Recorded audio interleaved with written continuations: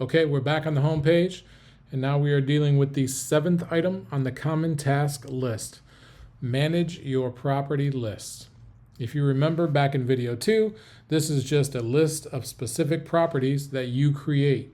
So we're going to hit go there, and these are the ones that Moxi automatically gives to you: my active, my sold, featured, my office, my company's active, my company's sold. So in the second video, we used featured properties. So we're going to go ahead and edit that and see where those listings are pulling from. So here you can see all of your options, most of which repeat those that I just said. And you can see here I have checked my company's active listings and exclude pending. As I come down, you will see all of those listings. So that is what's showing in that section. If I wanted to change what featured properties meant, I could change that.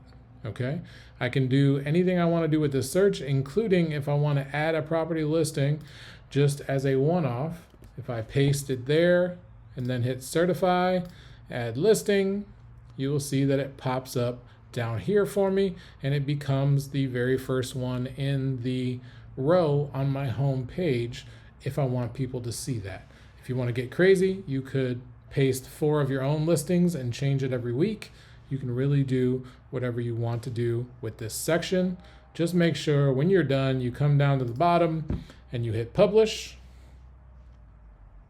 And then you'll get your green bar, which tells you it is saved. I'm going to go to the front side of my web page.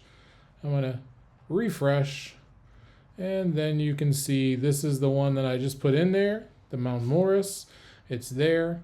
And then is the rest of the active listings from my office.